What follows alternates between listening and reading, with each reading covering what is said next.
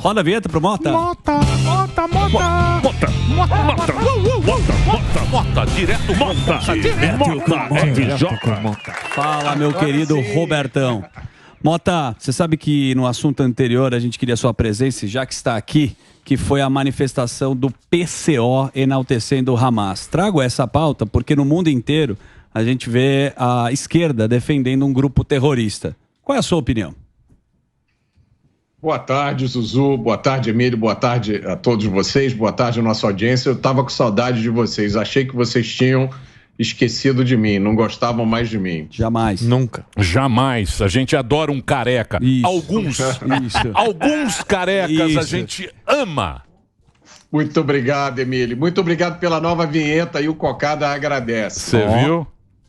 Deixa eu dizer para vocês, tem sido semanas muito difíceis desde do atentado, porque nós, por causa do nosso trabalho, a gente não pode fugir das notícias, né?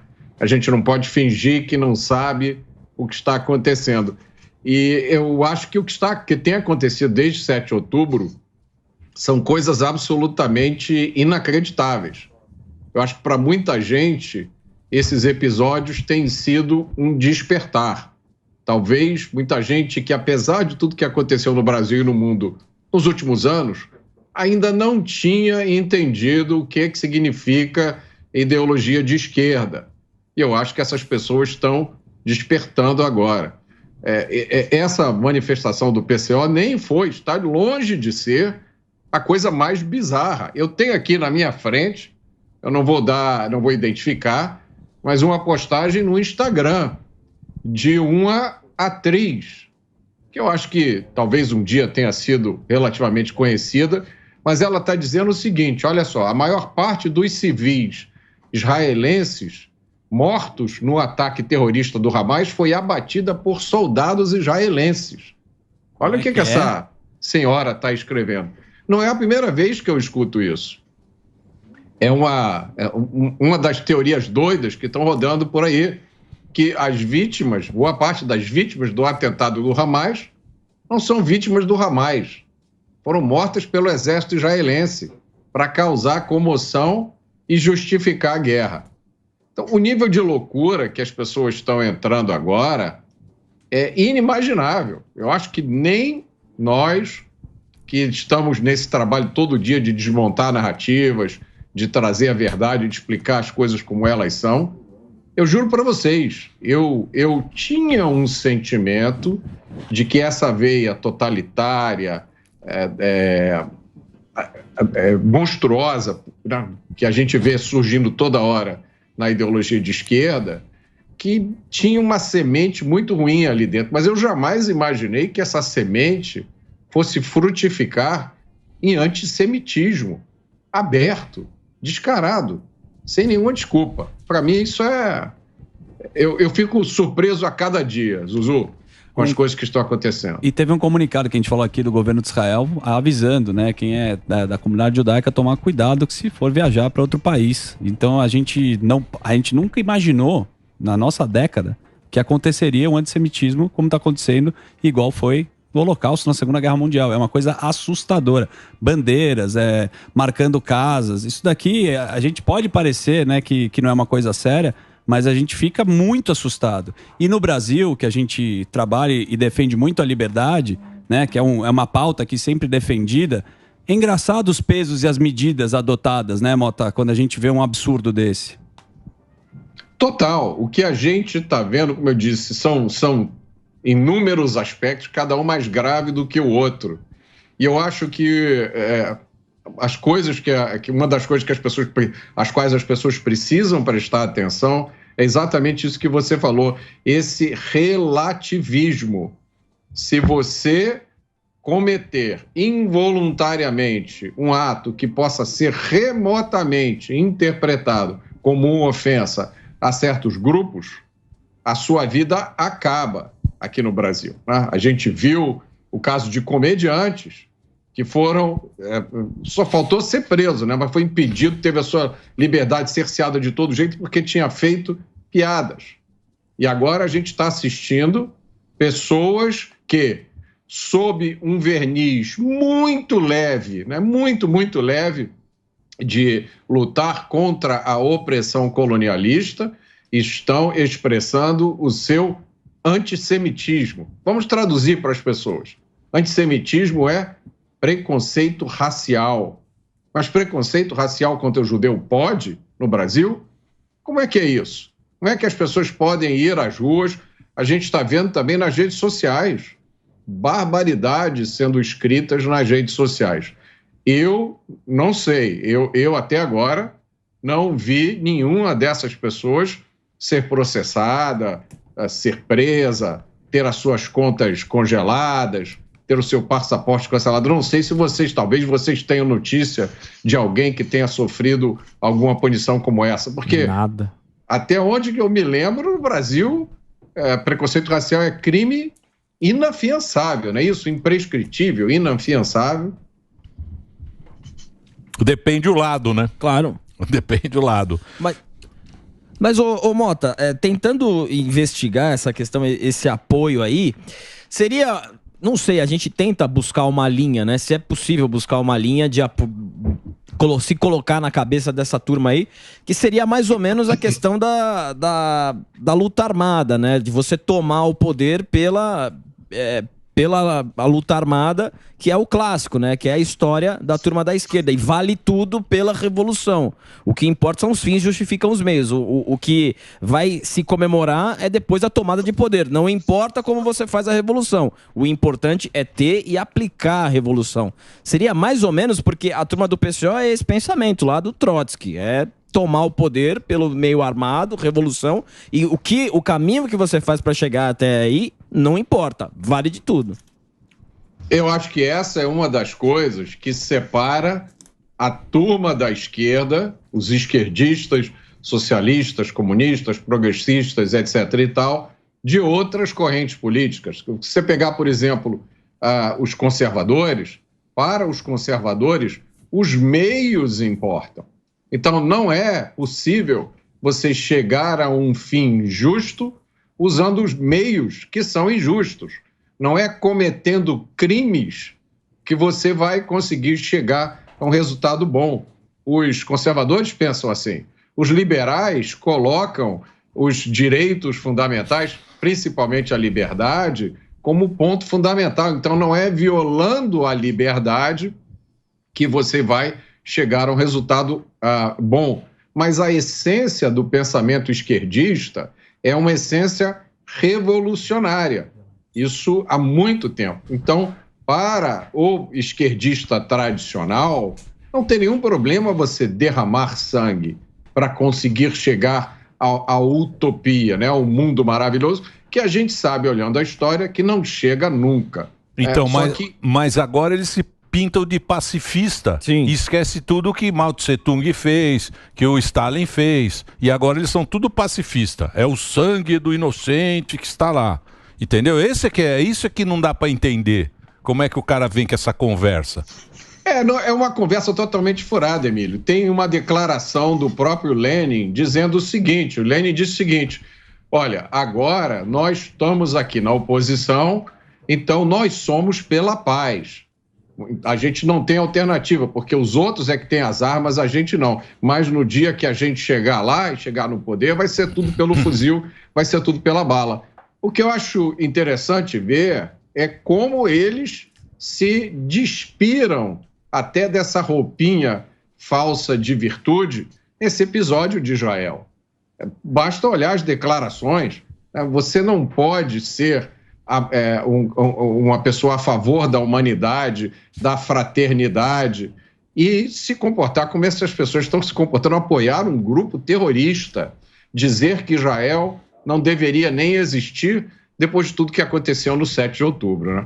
Eu vou fazer um break rapidinho aqui pro Delari. Delari tá bravo hoje. Tá. Então um break pro Delari agora, Reginaldo. Manda aí, a gente continua nas plataformas. Mota, mas isso vai como é que, pra onde vai isso, hein? Pra onde vai essa história toda, hein?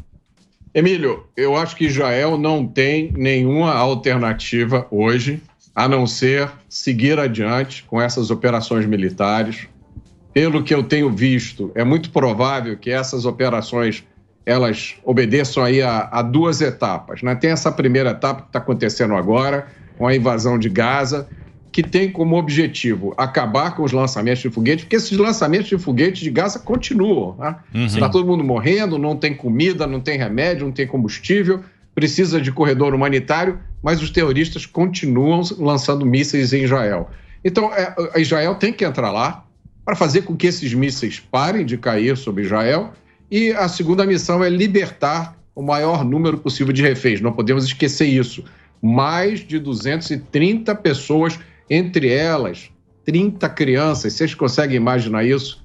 Crianças de até 9 meses de idade. Imaginem como estão se sentindo pais e mães, parentes dessas crianças agora. Então, essa é a primeira etapa. Entrar lá, acabar com o lançamento de mísseis, libertar o maior número possível de reféns e eliminar o maior número possível de terroristas.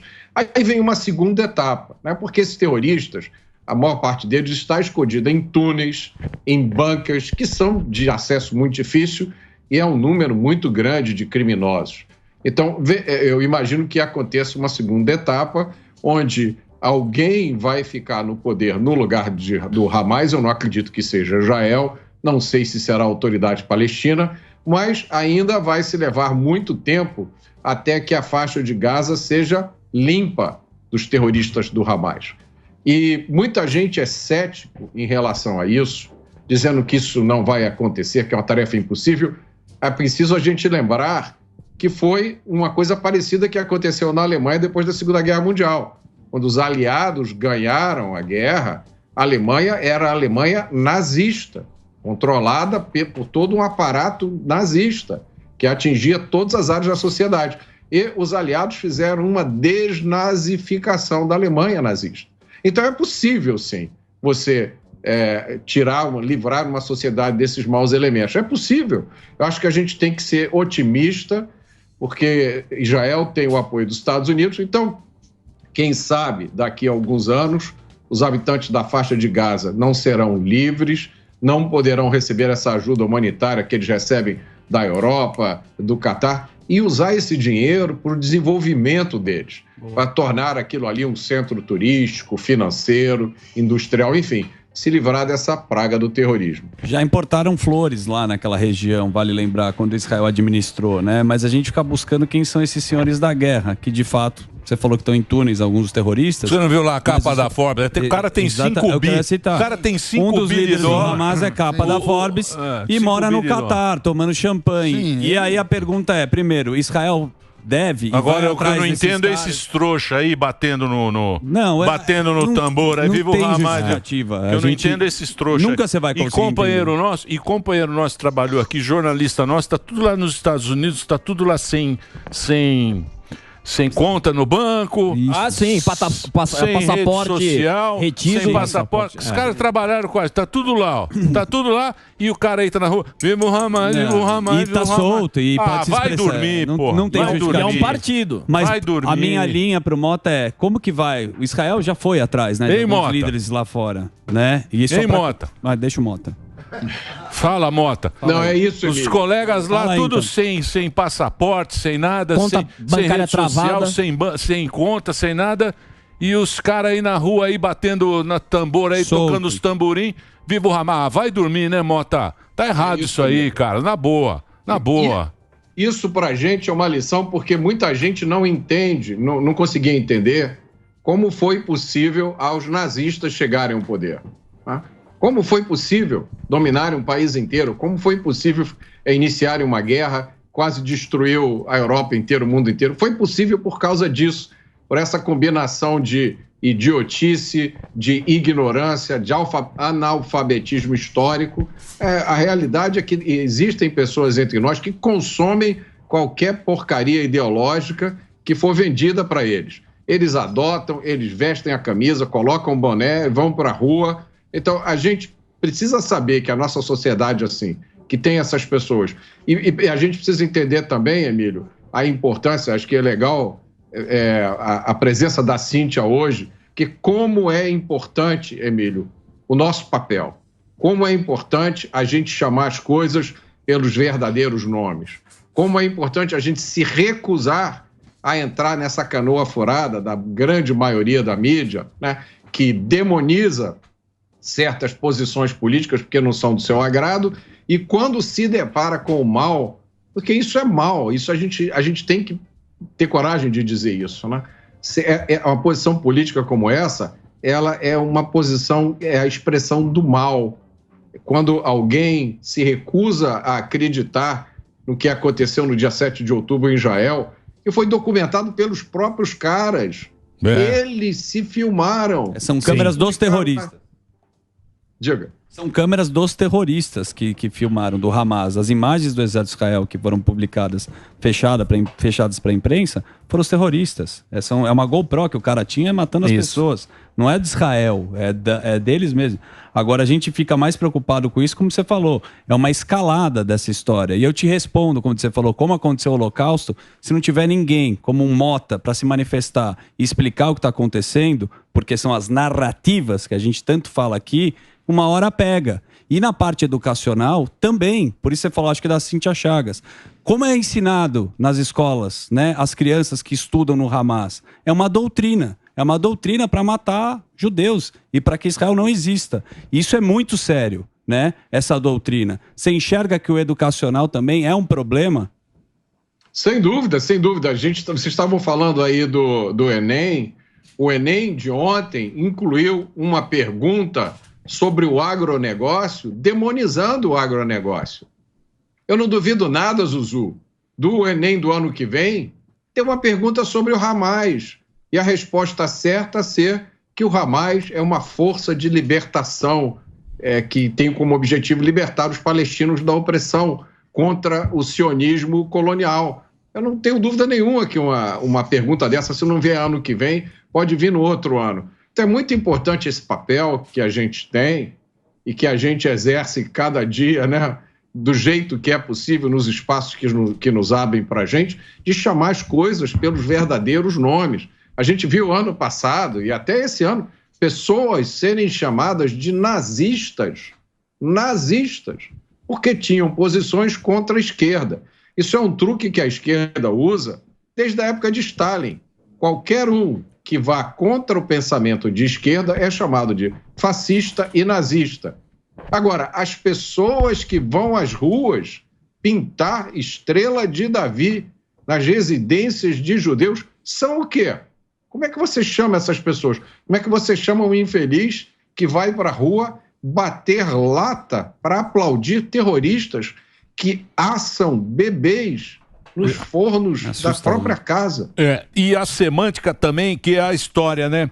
Que teve lá um negócio lá em janeiro, lá 8 de janeiro, né? 8 de janeiro, lá que foram lá os caras que foram lá no palácio, lá quebrar. Terrorista. Era terrorista, né? Os terroristas, e não sei, porque até então a gente não tinha visto esse filme aí que passou. Esse filme devia passar para todo mundo. Esse filme que os jornalistas... Sim. É que é muito pesado. É muito pesado. É um negócio punk, meu. É um negócio que você assiste aquilo, você fala, meu... A humanidade tá zoada, mas a gente tem que acreditar, né? A gente tem que acreditar no ser humano ainda, né? A gente não pode desistir da gente. E você vê aquele negócio quando chamaram os caras de terroristas, aí você vê esse aí esse não é terrorista. Aí você fala, meu... Tá tudo errado. E sabe quem tá tudo errado. O jornal tá errado. O que os caras estão falando. Tá tudo errado. Não tá certo. O cara que tá na manifestação, Mota, deveria saber que os kibbutzim que estavam lá eram de judeus progressistas que ajudavam a faixa de Gaza. Mal eles sabem disso. Não sabem, né? Não sabem. As pessoas que foram assassinadas lá tinham uma relação com a faixa de Gaza e foram mortos por eles. Então, não tem como passar pano pra um negócio desse. Muito Esse bem. é o problema, Zuzu. Quando essas pessoas se dão conta de que erraram, já é tarde demais. Quando elas percebem, meu Deus do céu, eu coloquei minha fé num negócio que agora vai me destruir, não tem mais tempo. A história mostrou isso, né? A quantidade de gente... Eu recomendo, tem um livro, vários livros falam sobre isso, mas tem um livro chamado Berlim, 1945. Ele fala sobre os últimos dias da Alemanha. A Alemanha estava sendo invadida, de um lado, pelos aliados, né, ocidentais, a Inglaterra, os Estados Unidos, França, do outro lado, pelo exército soviético. E aí você tem os embates do exército soviético contra o exército nazista. As histórias de horror que aconteceram. Tem uma história, Zuzu, que é o seguinte: pois não. O exército soviético estava chegando perto de uma cidade alemã. Essa cidade alemã tinha um grupo muito grande de comunistas, de alemães comunistas. Quando eles souberam que o exército soviético estava saindo, estava chegando perto da cidade, eles foram ao encontro do exército soviético, levando as suas mulheres e as suas filhas, e ofereceram as mulheres e as filhas para que elas cozinhassem e lavassem a roupa do Exército Vermelho, do Exército Soviético. Quando chegou de noite, todas aquelas mulheres e meninas, esposas e filhas dos comunistas alemães, já tinham sido violentadas pelo Exército Vermelho.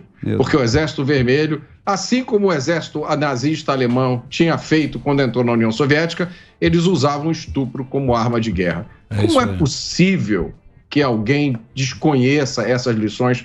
Como é possível que estudantes universitários, você viu nos Estados Unidos, algumas das melhores universidades. Sim. A pena, né? Da Pensilvânia, né? Eles fizeram lá. Mas os os judeus agora estão tirando o financiamento inclusive das universidades americanas. Né? Certíssimo.